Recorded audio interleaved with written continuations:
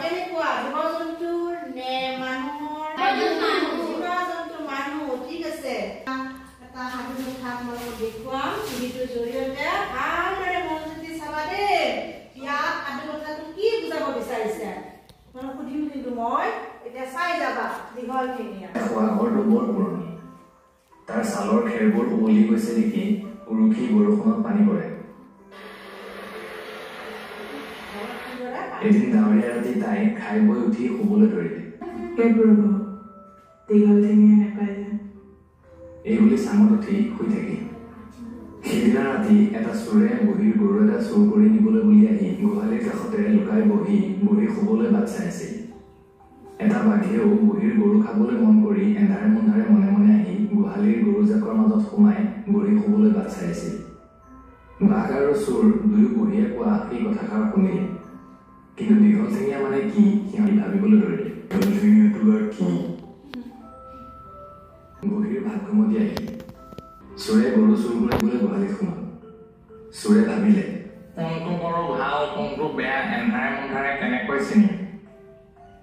এনেকে যিটো গৰুৱে টিকাত হাত দিলেই জঁপিয়াই উঠিব সেইটোৱে নিশ্চয় চেঙা আৰু ভাল হ'ব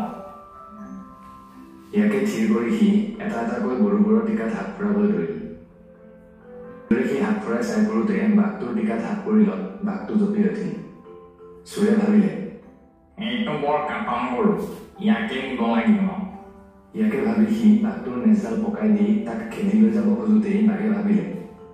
এইটো বুঢ়ীয়ে কোৱা কিবা দীঘল ঠেঙীয়াহে মোক পালে এই ভাবি বাঘে আকৌ জাপ মাৰি উঠিল চোৰে ভাবিলে ই কম গৰু নহয় ইয়াৰ পিঠিত নুঠিলে ইয়াক লৈ যাব নোৱাৰিম ইয়াকে ভাবি চোৰে জাপ মাৰি বাঘৰ পিঠিত উঠিলতে বাঘে তাক দীঘল ঠেঙীয়াই ভালকৈ পালে বুলি থিৰ কৰি গোহালিৰ পৰা ওলাই চিকৰি লৰ মাৰিলে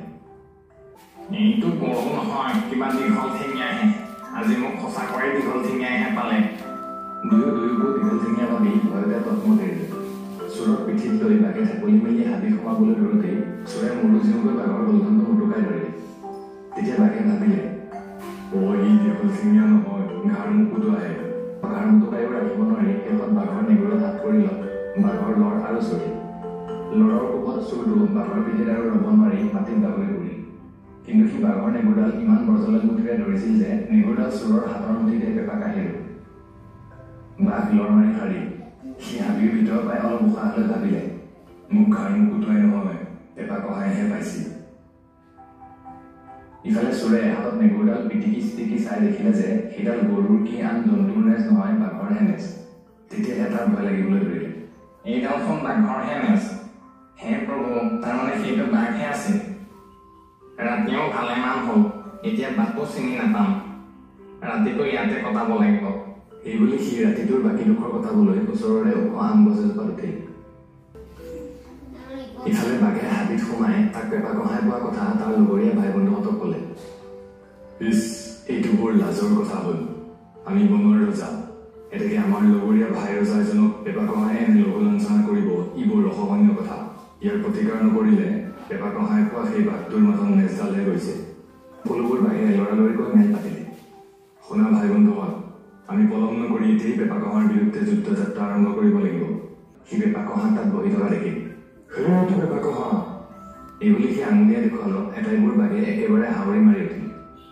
ঠিকেই কৰিছ আমি এটাৰ পিঠিত এটা উঠি গৈ থাকিলেই তাক দকি পামগৈ